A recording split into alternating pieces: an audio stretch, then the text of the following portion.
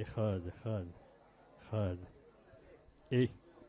אחד, אחד, אחד, שתיים, אחד, שתיים, שלוש, מיקרופון. מיקרופון שאלות, אחד, אחד, שתיים, אחד, שתיים, שלוש.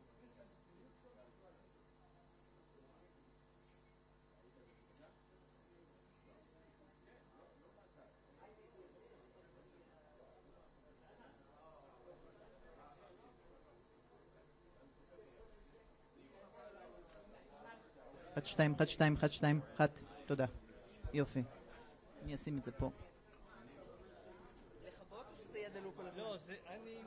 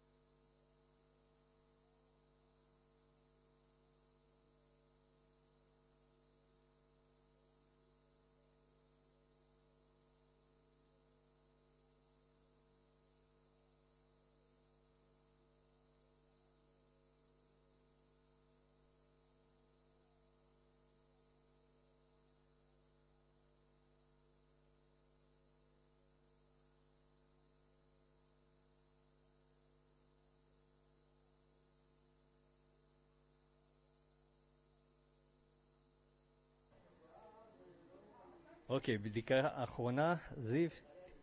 1, 1, 2, 1, 2, 3. בוקר טוב. 1, 2, תודה רבה.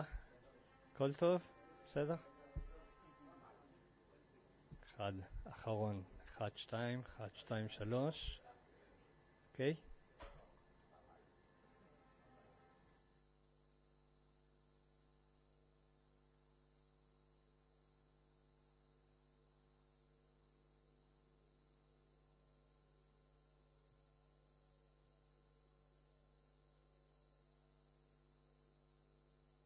אחד, שתיים, אחד, שתיים, תודה.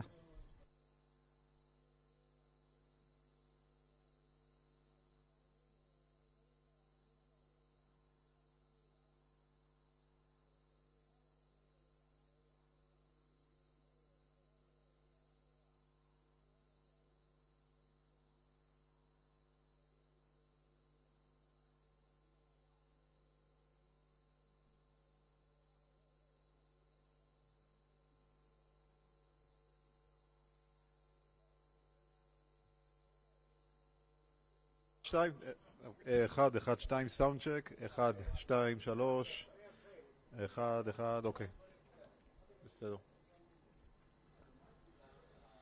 1, 1, 2, 1, 1, 1, 2, 3.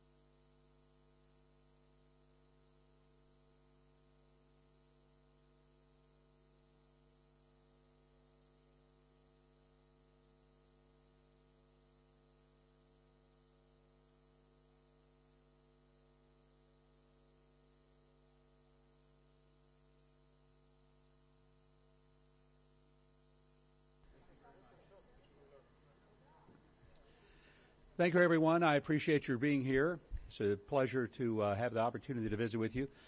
All of you are aware of the fact that President Trump has made very clear that one of the most urgent things that needs to happen is humanitarian aid into Gaza.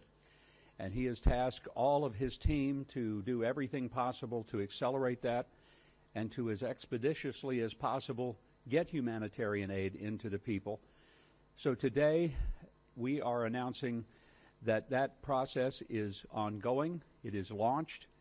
Many of you may be aware that yesterday at the State Department spokesperson Tammy Bruce outlined some general parameters. Those are ongoing.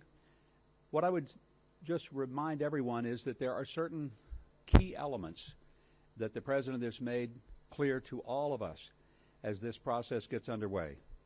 The first is that food be distributed efficiently, but also that it's distributed safely inside Gaza to the people who desperately need it. The other factor, and this is an important one, that all of this be done in a way so that Hamas is not able to get their hands on it. Previous actions have often been met with Hamas stealing the food that was intended for hungry people. Nobody is interested in helping Hamas because Hamas has taken food that was intended to help very desperate citizens and stolen it from them, sold it on the black market, and then took the money to buy weaponry to murder more people.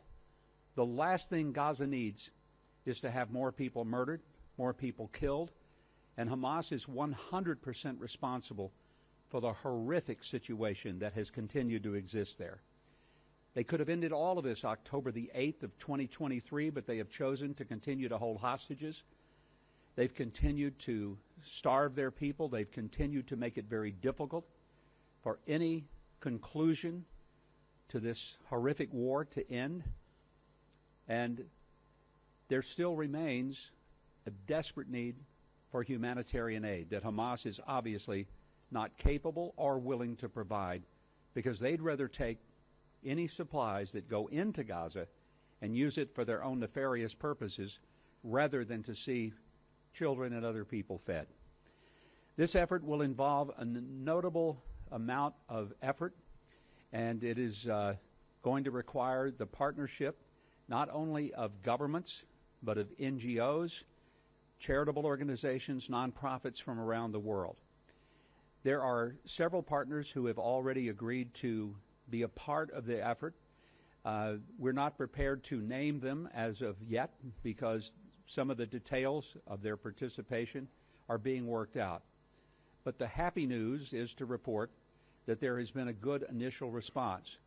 That response will only get stronger as we are able to start standing up the resources, moving the supplies into Gaza.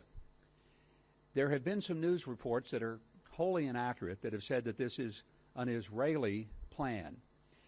I want to say the Israelis are going to be involved in providing necessary military security because it is a war zone. But they will not be involved in the distribution of the food or even in the bringing of the food into Gaza. Their role will remain on the perimeter as is necessary to make sure that those who are bringing the food in and who are distributing the food are kept safe and out of harm's way in the midst of a war zone. The Israelis are supportive. Any allegation that the Israelis don't care about humanitarian aid is absolutely false.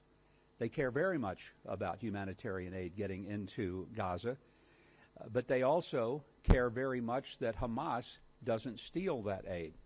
But that is a view that is shared by the President and by all of us at the United States because we truly want this to be a humanitarian effort, not an effort that we are ashamed of.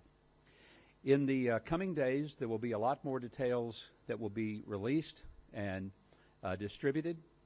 There are nonprofit organizations that will be a part of the leadership and the logistical concerns, and I'm sure you can imagine there are many. A lot of challenges to be able to make this work. To feed what will initially be perhaps over 1 million people and ultimately 2 million people requires an extraordinary amount of planning and execution of the plan.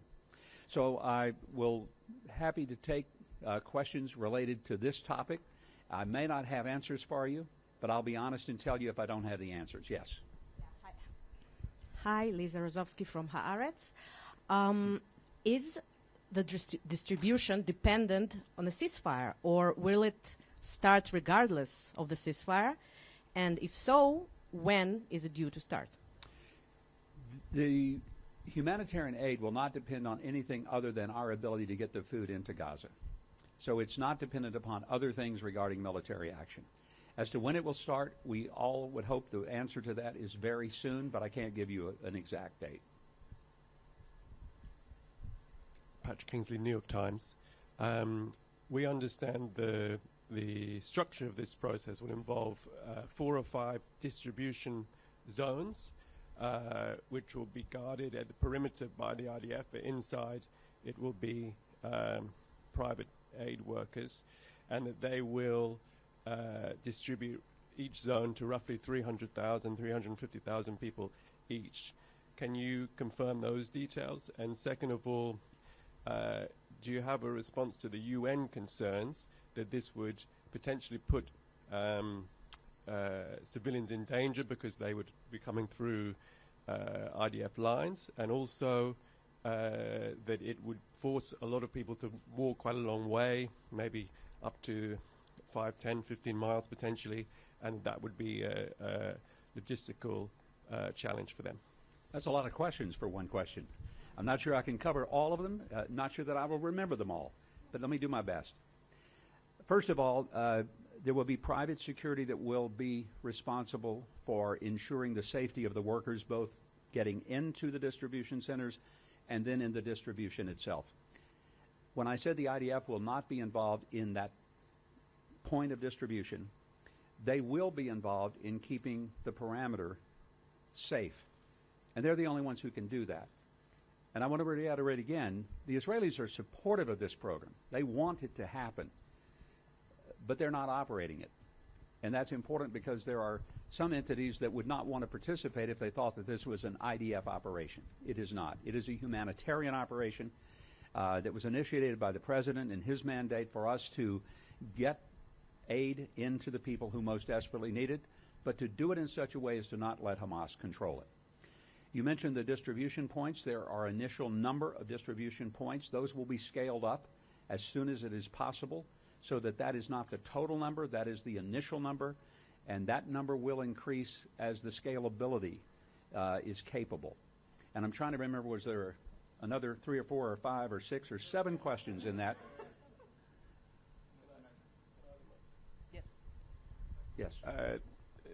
The criticism from the United Nations is that this would endanger some Gazan civilians because A, it would force them to go through IDF lines to reach this food, Yes. and second of all, at the moment they say there are 400 distribution points. This would reduce it to 4 or 5 points, meaning that people would have to walk a long way. That's difficult. It would put vulnerable people in potentially more vulnerability.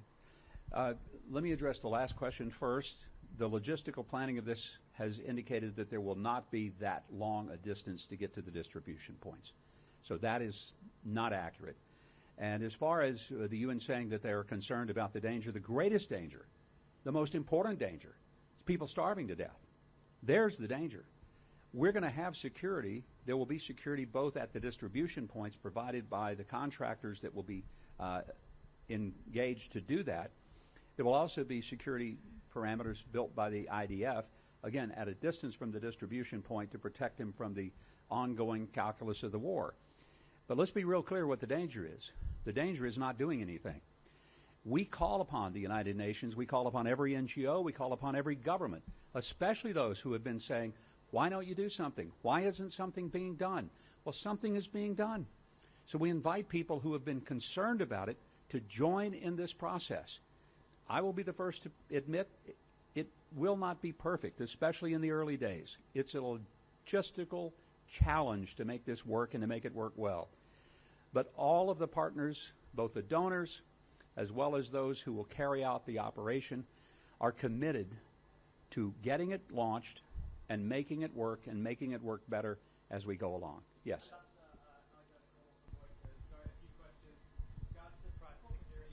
We'll get the mic over there. Hold on just a sec. Thank you. Alexander Cornwall from Reuters. With regards to the private security that you mentioned, are these military contractors?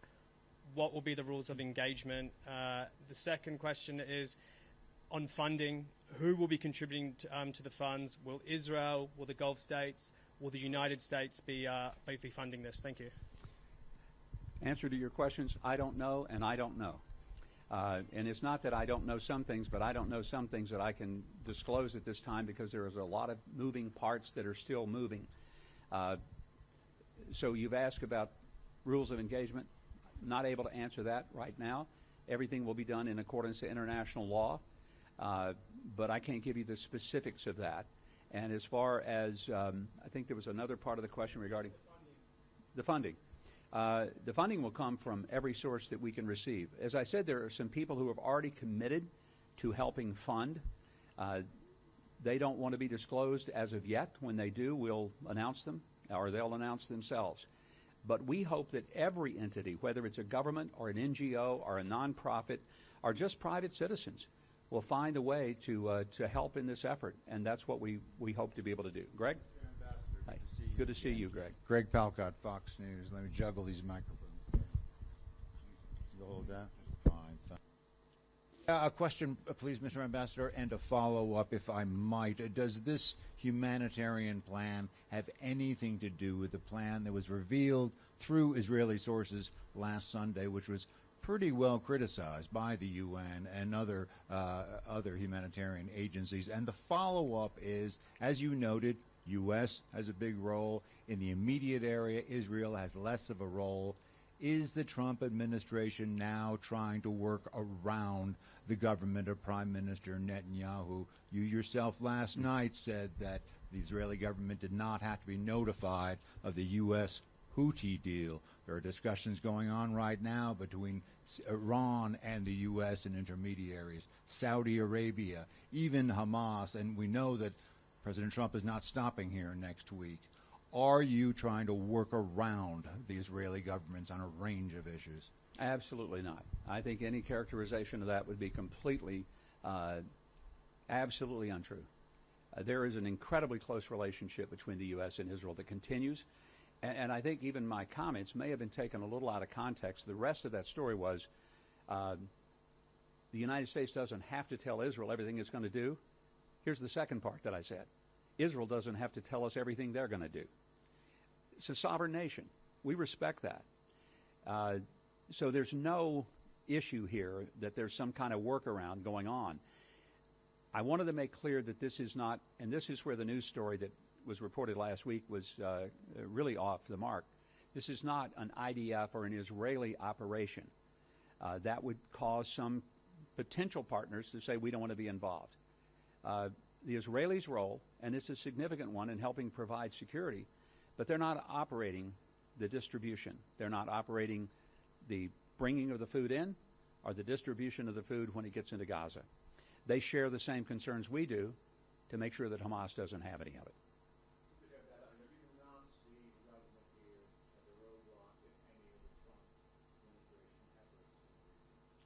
Absolutely, we don't see there being any roadblock at all.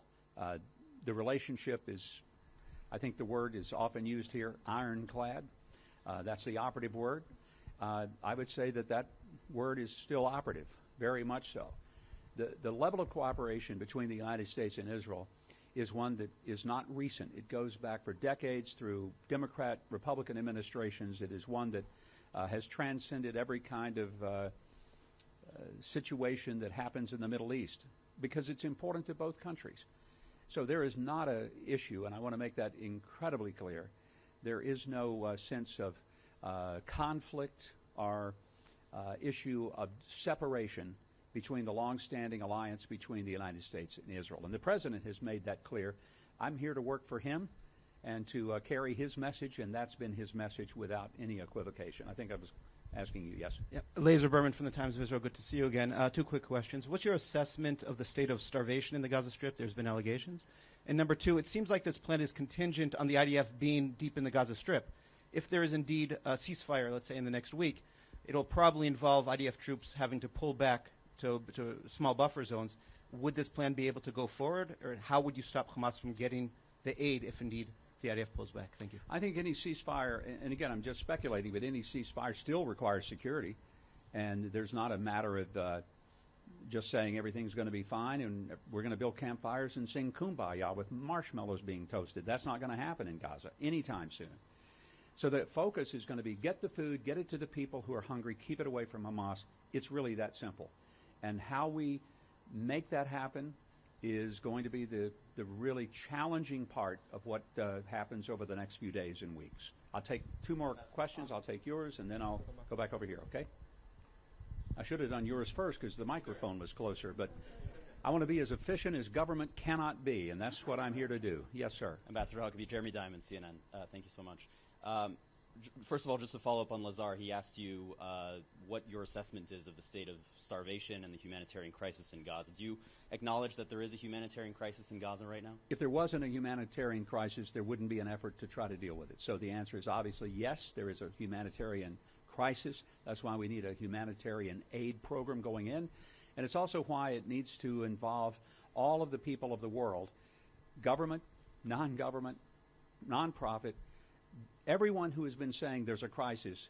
I expect them to step up and to now join the effort to resolve it. To the degree to which that crisis exists, I personally cannot answer that.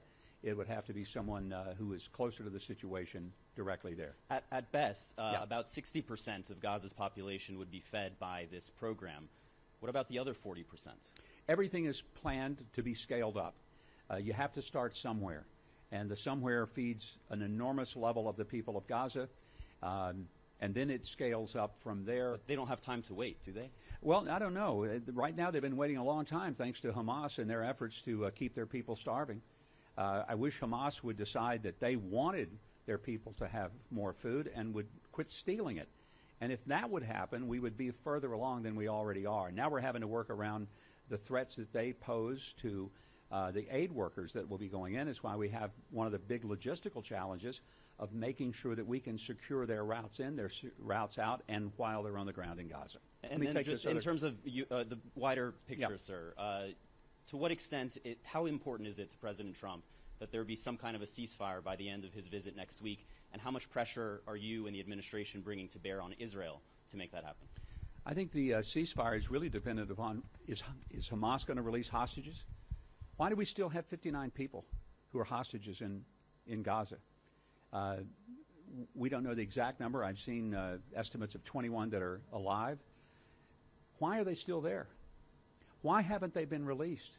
How come it has been this long, more than twice as long as hostages were held in Tehran in 1979? And many of us are old enough to remember that. Some of you may not be, but I am. Why and how long must these hostages be tortured inside these tunnels before Hamas decides that they're going to let them go? And I just can't emphasize enough, we are here today with a crisis, not because of Israel. We are here today because of Hamas. They've initiated the crisis, they have prolonged the crisis, and they have exacerbated the crisis. And I hope the entire world, no matter where they are and what they believe, would join in a unison of condemnation for what Hamas has done to innocent civilian people, that they murdered, that they've tortured, that they've raped, that they have beheaded. This is where the responsibility lies, and I don't ever want us to forget that. Final question right here. Final question. Ambassador Mike, Barak from I-24 News. I wanted to ask you about there are many voices in Israel that oppose to that plan to send humanitarian aid to Gaza. And looking at the report about the civil nuclear plant for Saudi Arabia, there's a concern that Israel maybe will be left behind. Maybe President Trump is favoring much more of the U.S. interests than the Israeli ones. Can you comment on that? I don't know that I understood all of the question, but I think the essence of it was, is the United States sort of backing away? Is that a fair assessment of it? I think the answer to that is an emphatic no. This is a president who has done more to stand with Israel than any president in American history. When Harry Truman made the first recognition of Israel in 1948, 11 minutes after Ben-Gurion declared the State of Israel, that was a significant moment and a historic moment when America launched this partnership. It has been strong through every administration. It has been strong through every political party, and it remains strong today. But under President Trump, it has never been stronger. And that is true when you see the many actions he's taken, whether it was the recognition of Jerusalem as the capital of the Jewish state, whether it was the moving of the embassy, whether it was the recognition of the Golan Heights, but even more recently, since he's taken office just a couple of months ago, he immediately took away what had been a previous administration's embargo about providing necessary tools and ammunition to the Israelis to fight the war. And so the president has been consistent in his support and in his partnership, and I have no reason to believe that that won't continue. I appreciate your all coming. Thank you very much for being here, and we'll continue to update you as we have more information to do so. Thank you, and Shabbat Shalom.